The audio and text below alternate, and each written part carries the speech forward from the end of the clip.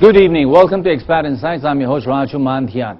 Here at Expat Insights, we take external views of internal successes by foreigners, expats, and immigrants who have made Philippines their home. Today, we have a guest who is an out-of-box thinker, a man of the future, an architect renowned across the world. And Business News Asia says about him, no creative mind of his generation has had a more profound effect on urban design, environmental planning, and green consciousness than him and his architectural firm. Our guest tonight, architect Jun Palafox.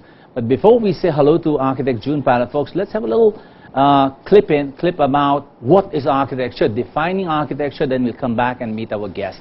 So let's take that clip, 1 minute clip on what is architecture. Use the word architecture. Most times, they're really referring to a building's architecture. But the word architecture, in its purest sense, has a far broader connotation. So what is architecture? Well, let's think of something as simple as a cup. If you were to specify a particular cup design, it would enable the unlimited production of identically designed cups. Now, if you were to think a little bit more deeply about the design of the cup and extract the essence of what makes that cup a cup, and really specify those principles and then share them with other people, you'd end up with an endless variety of different cup designs. All of those cup designs, though, would be based on the same principles that comprise the cup's architecture. That set of principles, that is architecture. There you go. So that defines what is architecture, because people have different perspectives about what is architecture. So our guest tonight, renowned, famous, and an activist who has changed the face of the Philippines, and he has done lots of projects across the world. Our guest tonight, architect Jun Palafox. Sir, welcome po. Yeah, thank you. Thank you, Raju. Yeah, I'm glad to be here, and thank you for the invitation, repeated invitations. It's an honor, sir, to have you here, and I hope together in the next 30-40 minutes we put across a little point about architectural activism. Yeah, thank you. Sir, before we go into what is architecture and what's the future of the world of architecture, can I ask you a question about yourself? Is that okay? Yes. Today, at the age of 60, you are renowned. You've done such beautiful projects across the world. Did you ever foresee this happening to yourself at the age of 20? Yes, because at age 20, I was in fourth year architecture. Yeah. At the same time, I was also... This was in UST. UST, yeah. And then UP. Yeah. And that time, I was not limited to working in the classroom. Right. I was also in the reform agenda for for nationhood, nation building, and so on. And I think even at a younger age, preschooling, I was making not just sandcastles but new townships out of the sand. This was in Manila or Ilocos? Ilocos, the seafront, the beaches in Ilocos. Right, sir. And not just single castles, whole townships. So that fast forward, when I was 27 years old, I was named hired by the ruler of Dubai. I'm sorry? By the ruler of Dubai to work in Dubai and create a garden city out of the desert. So there was a flashback. When I was a little child, the townships in the sand. In Ilocos. Then Dubai, create a garden city out of the desert. And that made me the connection. And I took up urban planning, environmental planning as well. And they are all interrelated. Like urban planning, you could say, set the platform for the architecture to be built. Yeah, lay the groundwork for new developments. And architecture is, it's a art, science, technology, economics, politics, the built environment and the natural environment, integrating them together. Is the blueprint of growth in harmony with nature. Yeah. Sir, so going back 20, 40, 50 years, I don't want to number your age, no? What was the first ever project that you probably sketched or designed that took form and shape, took reality? What was the first ever? You alone, you say, that's my first building or that's my first Kubo. When was that? What was that? When I was fresh out of college. Yes, sir. A house in Green Hills. A house in Green Hills. Yeah. And then after that, it's a private home. A private home. Then right after that, I won a United Nations scholarship grant at the University of the Philippines. Yeah. So from architecture, I went into environmental planning, urban planning. And then you left the country. No, I worked for Metroplan Manila. It was a World Bank funded project. Right. Where I was team leader for development planning. And it was in that World Bank funded Metroplan that I was discovered by Dubai. Right. Then I was name hired. I didn't apply for the job. I was invited to work in Dubai, where I relocated my young family. Your young family, some of your kids. My wife and baby daughter. Baby daughter. That's Carmina. No, Karima was born in Dubai. That's why her name is Karima. Oh, the first Muslim-sounding name. The first Filipino born in Dubai, and I was working for the ruler of Dubai that time. And such a challenge, because the challenge to us, we were about 20 from 14 countries. I was the youngest, only Southeast Asian. Yeah. The challenge of the ruler of Dubai was bring Dubai from the fourth world or third world into the first world in 15 years, and they were able to do it. So in this last 40 years of architecturing, no? And you've done thousands of projects, 800 under PA, Palafox and Associates, no? Which of your creation has been the most magnificent for you? I would say, before Palafox Associates, maybe Ayala Alabang, Ayala Heights, Cebu Business Park. That was the most, no, I'm including everything. What was your most magnificent creation? With more than 700 clients, I would say the next one. The next one, not any one of those 700. No, maybe I can cite, because they were sort of groundbreaking ideas, Rockwell. Rockwell was the most unique. Because it's a high-rise, mixed-use, walkable. Yeah. And the client, the late Henny Lopez, gave us more freedom to express the best practices in the world. This was about 20 years ago. In 1994, 1995. 16 years ago. Of course, a lot in Dubai can be cited. So we're coming to a break. We'll come back and talk to you a lot about where architecture is going and what is happening across the world in terms of the 5 Gs of architecture. But in a sentence or so, can you tell me what is architectural activism? How do you define architectural activism? I've been doing that because, and it was my professors in Harvard who affirmed that what I was doing was great architectural activism. We should get out of the box. We have to unlearn the obsolete practices. Yeah. And then we may even have to get out of the box in influencing society. Just like when I became president of the Management Association of the Philippines, the theme is mapping a culture of integrity. Right. Addressing good governance, peace and order, and climate change. Right. And using my architectural skills, and also reconstructing cities and buildings that collapsed or got damaged because of disasters. That's architectural activism. Working for the poor and the marginalized, like Islam upgrading, urban renewal. That's architectural activism. So we think beyond the client who writes the paycheck to pay us. Oh, okay. So architectural activism from that perspective is changing, creating positive change using architecture even beyond short-term gains. That would be. Okay, sir, on that note, let's take a break and then we'll come back and talk to you a lot more about what you are going to do in the future and what's happening around the world today. So let's take that break and we'll come back and talk to architect Jun Palafox, and you are watching Expat Insights. All right, welcome back to Expat Insights. I'm your host, Raju, and we are talking about architectural activism with Sir Jun Palafox, the architect of the 21st century. Sir Jun, in your book, which is here, Palafox and Associates, you talk about Daniel Burnham and you being impressed about him and your life being impacted with Daniel Burnham's philosophy, which says make big plans. Don't make small plans. What does that mean? Can you tell us a bit about Daniel first? Daniel Burnham was a great architect planner during the American Commonwealth times in the Philippines. 50 years ago? No, 1905 he planned Metro. 100 years ago. 1905 he planned Manila, 1909 Chicago and Baguio. Right. And here's a philosophy or a quotable quote from him: make big plans, make no little plans. Yeah.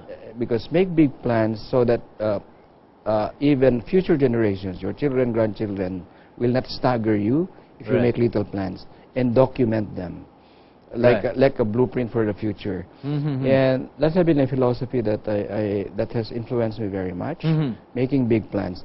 Just like for our country, I see our country, the Philippines, that if we do it right, we'll be in the top 20 economies in the world by 2025. If we plan right, or we plan it right, there's good governance, there's development vision, and we become more united, integrated rather than fragmented. And it's happening. Like Metro Manila, it's heavily criticized for its. People say it's not beautiful, it's obsolete, and so on. But maybe mostly private sector led. We have pockets of development, pockets of efficiencies. Rockwell can be one of them, maybe Makati one of them, Alabang, Eastwood, South, Cebu Business Park, and so on. Because they were planned properly and primarily through private sector initiative. But in those private sector initiatives, there was more coordination between public and private. And I think it can be done for the whole country. And in fact, I have a vision of linking together the whole Philippines through railways and bridges and maybe tunnels. That is your big plan. Big plan, big vision, and I've spoken to many foreign investors and they support it. And let's say linking a corridor, development corridor from Lawag to Kamsur. And both How far is that? About 1,000 kilometers. And both governors happen to be my clients. Jaime Marcos in Lawag and El Rey, Governor El Rey. How many kilometers? About 900 kilometers, I would say. So link them together, and eventually link the whole country, going to the Visayas and Mindanao. And 5 years ago, I proposed the same thing for the rest, linking the 6 continents of the world through bridges. It was a forum in New York, and people thought I was crazy. And scientists, engineers from India, China, Japan, Russia, US, and Europe, they calculated my idea, and they said it's cheaper than the Middle East conflict. So connecting the countries of the world through water and through bridges, and so on. Cheaper than the war conflict. People. So peace and development is cheaper than war and conflict. Isn't and then if you localize it in Mindanao, we have the conflict there for 42 years. You estimate the cost of that conflict and war. It would have been maybe a circumferential road and railways in Mindanao. So peace is cheaper than war. Sir, we'll come back to that point one more time when we close, no? But I want to ask you a question. In 2001, you started Palafox Associates in 1989. That's right. Your dream was to be one of the best firms, and then you did become in less than 10 years, no? I have a question for you. In 2001, your company was chosen as one of the top 200 firms in the world, and you were also awarded as the most outstanding architect. My question is, in 2003, why did you go to Harvard? For what purpose, after all this achievement? I was first a guest lecturer in Harvard and MIT. Prior to taking up? Before I became a student. And in Harvard, I went back 6 times. Every time there's a global crisis, I go back to school to unlearn the mistakes of the past. And get the best practices well into the future. And one thing with going to Harvard or maybe any other great university, it's probably the only place where you can ask the lecturer, like the best top architects, top developers in the world, and book authors. I can ask them, like, if I give you a big eraser, how would you have done it any better? Like one of my professors, Gene Cohn, he designed Eugene Cohn of Computers and Facts. He is the principal architect of the tallest building in Shanghai.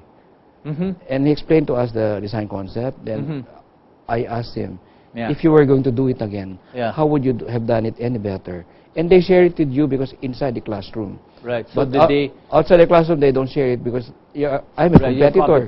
You're a competition. And they don't want to be misquoted. They don't misquoted as well. But inside the classroom, it's an open forum. And also, like after 9/11, the building code of Universal Building Code or New York Code were being revised.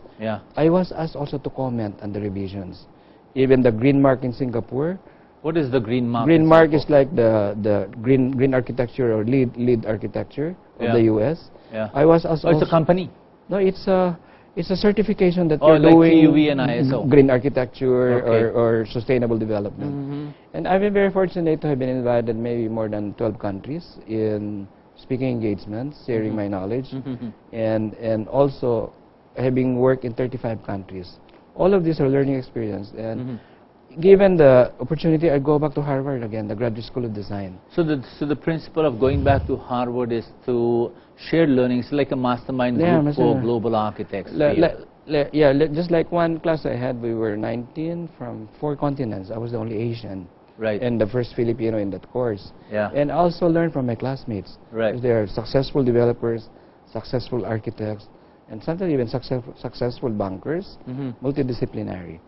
So today, given that you have now worked in more than 35 countries, or it's just 35, more than 35 countries and thousands of projects, and each one of them, the ones that were flashed by, each of them magnificent in itself, no?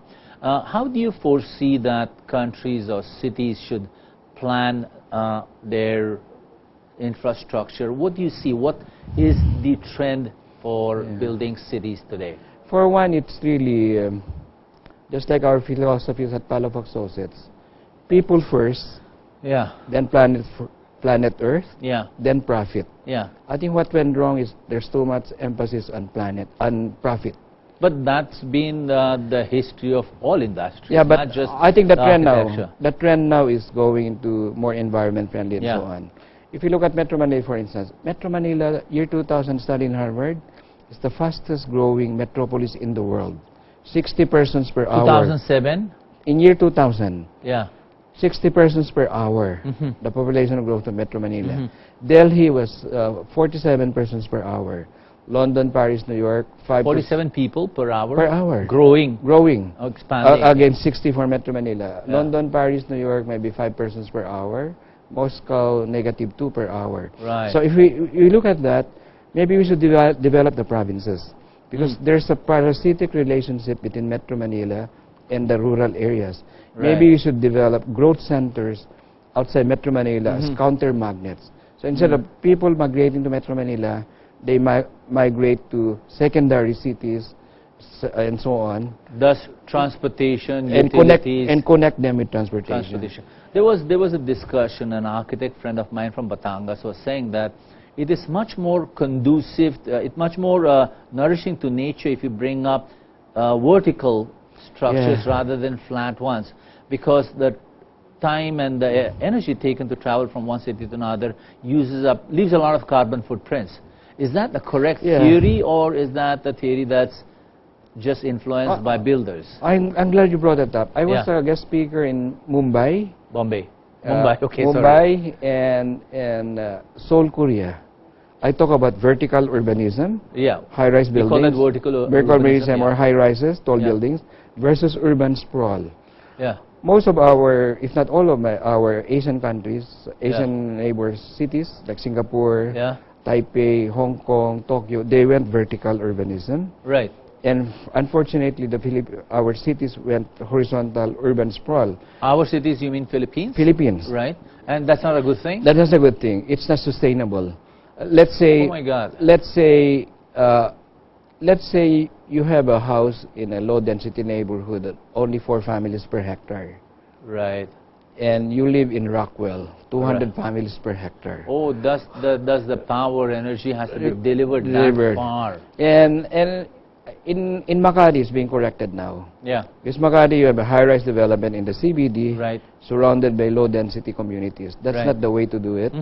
Because you must have more people within walking distance to their places of work. The obsolete zoning. How about congestion? How about pollution? How about sanitation? That's why you should integrate place to work, place to live, place to shop and dine and worship and learn. Rockwell is that model. If you live there, everything is within 5-minute walk, 400-meter walk. So if we do that as a model for the whole country, it need not be just for the first-class development, but also for the economy class, integrating places to live, work, shop, and dine, and learn and worship. It will even alleviate the traffic situation.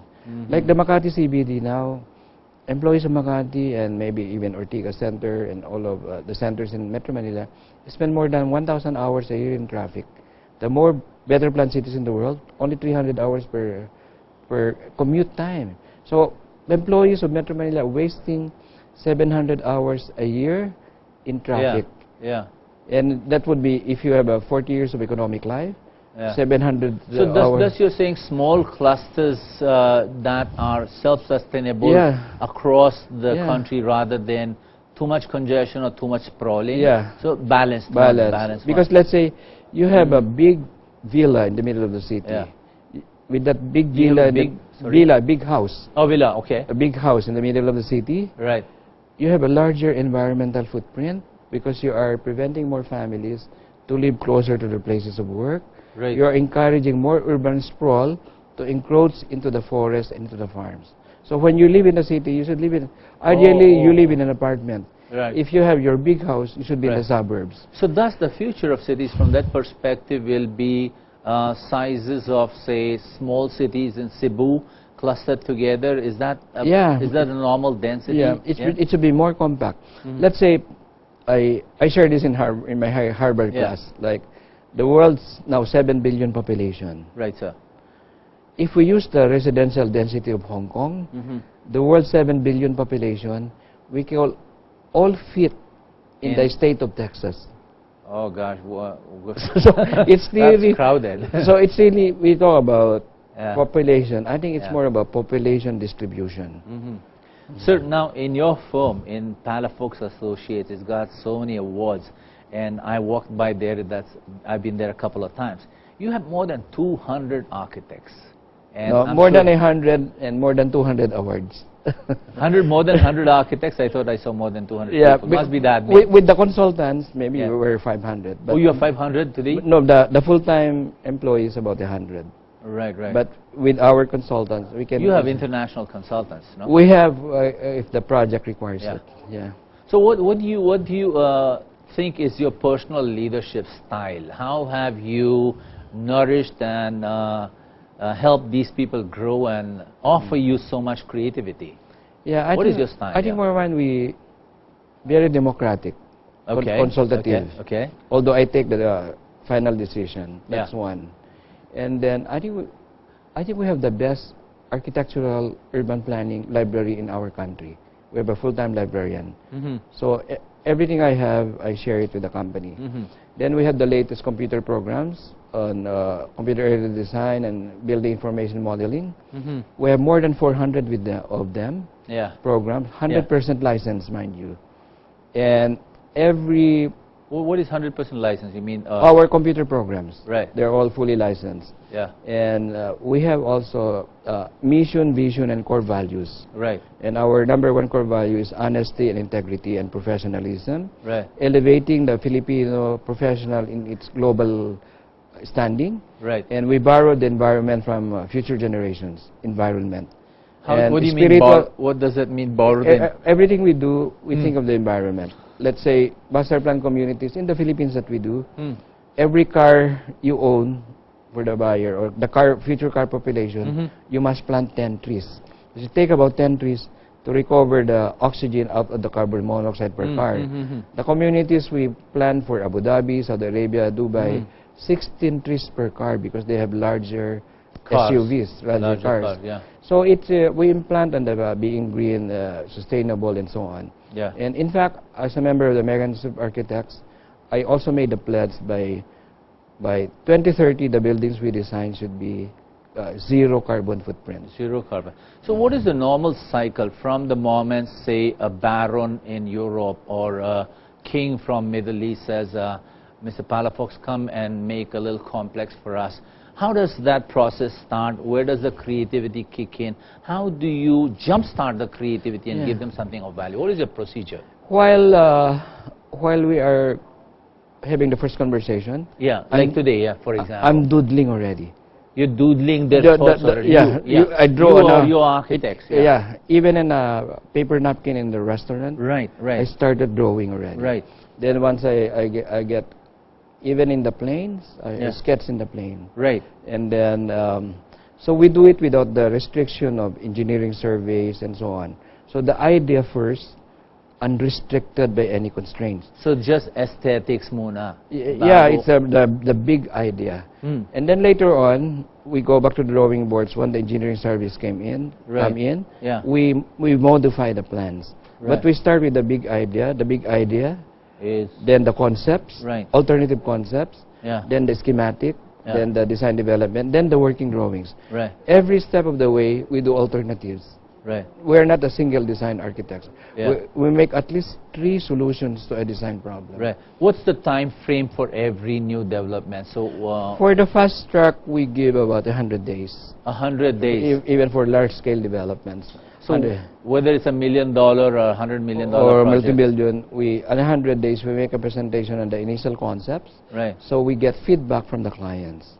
And usually our first idea is what the client wants. Then the 2 alternatives at what we think is the best fit for the project. recommendations. Yeah, we consider the topography. We design with nature. We don't go against it. Yeah. The culture of the place.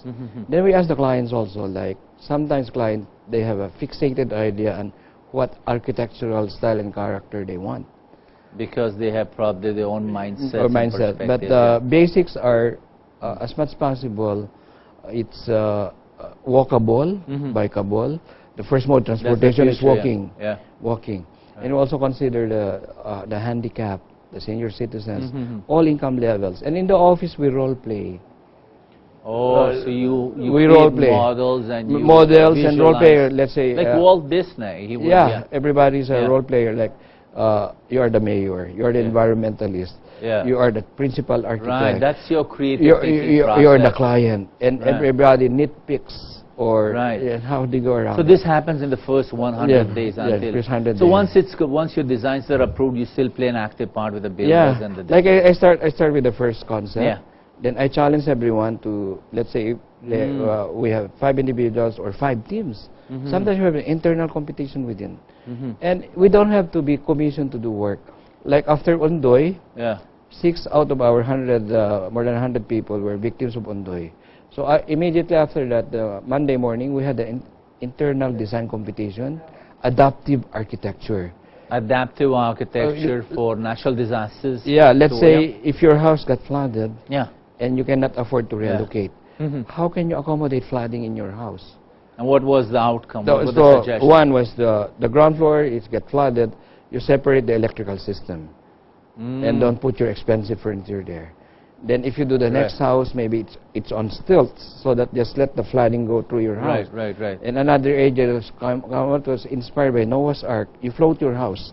Well, countries like Japan, there was a tsunami, or Sri Lanka. Float your house. Then mark the flood line, the highest flood line, so you know the next worst flooding. This is the flood line. So that's like a line of caution. Line of caution, or maybe you can even have manholes on your upper floors, so you can raise a pulley to bring up your grand piano to the top floor or something like that. So systematic. So it's really more proactive than reactive. Creative ideas. And then many cities in the world were started as port-driven cities, so they're really liable to flooding because near the seafront or waterfront.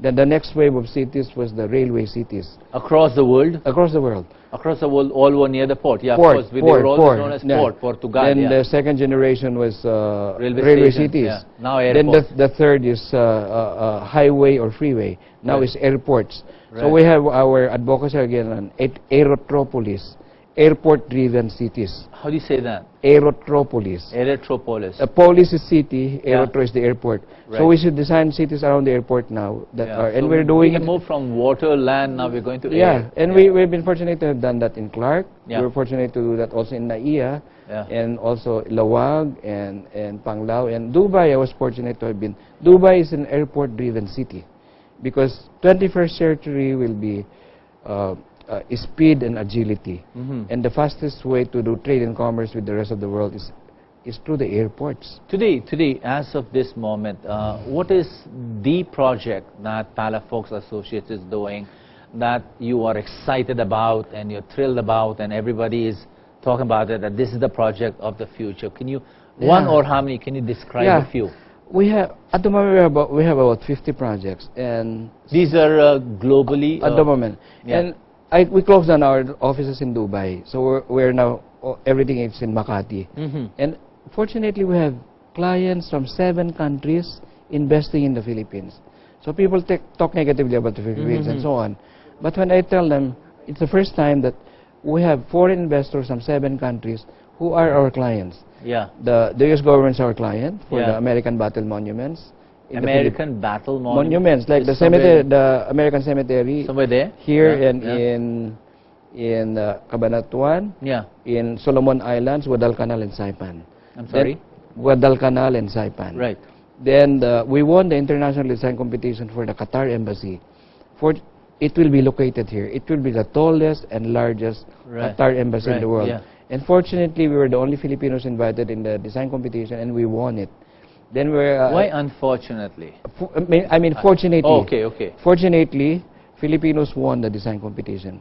But you were the only Filipino firm that was invited to, Then the largest mosque in the country, funded by the Sultan of Brunei. It's 98% finished in Cotabato.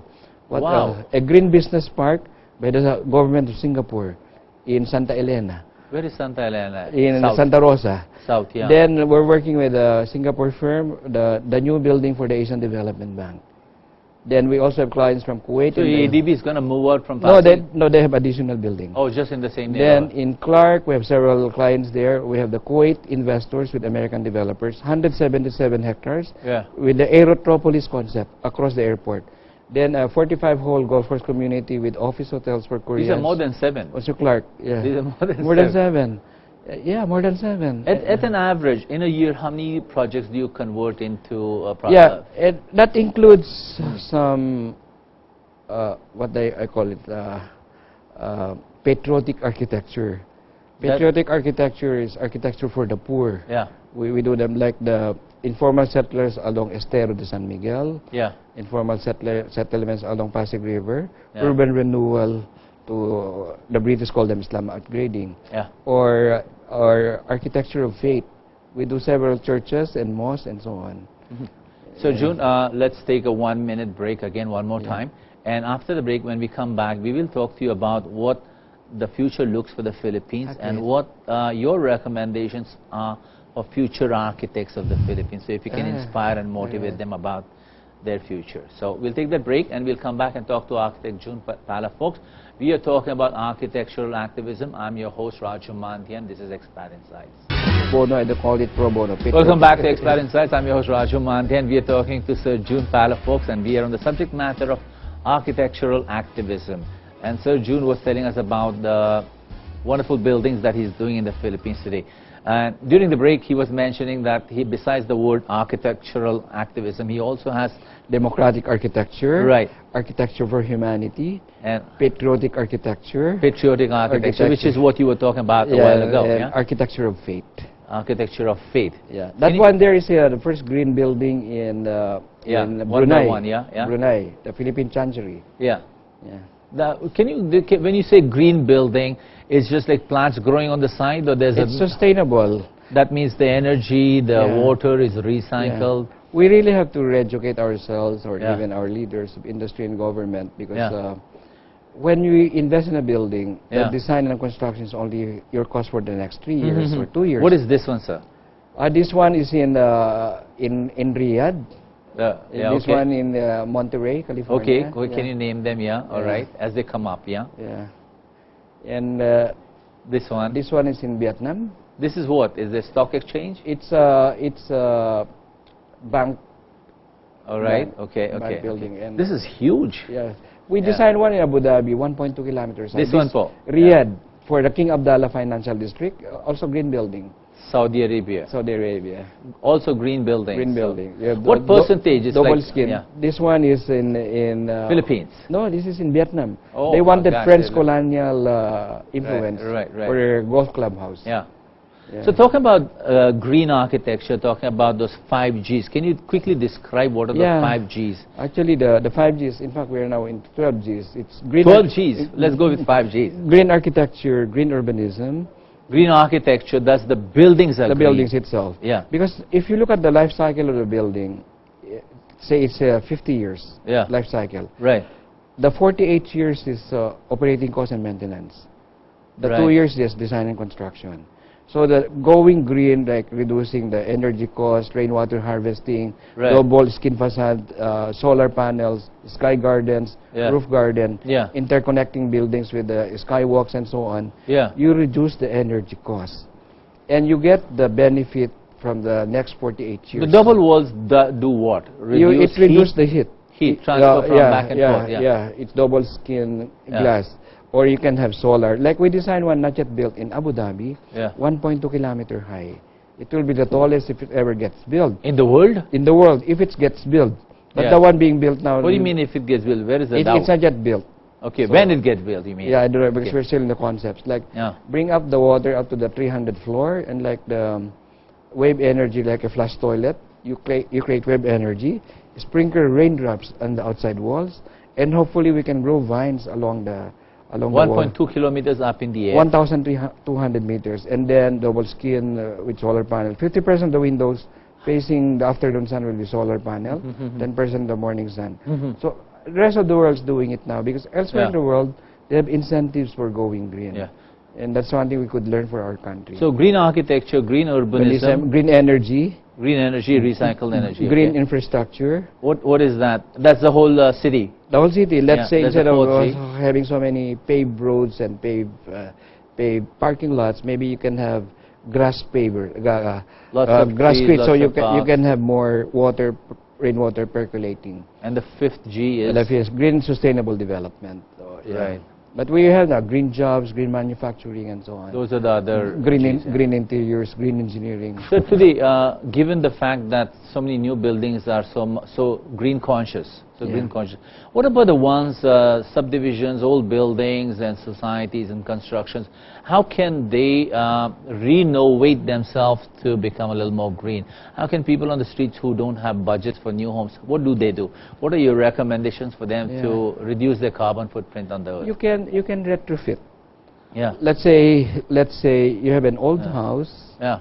You can start planting vines outside. So you can have green walls. You may want to do rainwater harvesting cistern, which is a simple thing to do. Yeah. Then maybe the color of your roof. Make it lighter, reflective. Or if you can afford, you start putting solar panels, solar roof. Right. Yeah, and then your LED lights and so on. How far away are we globally and even in the Philippines from totally renewable energy and taking away fossil fuel for good?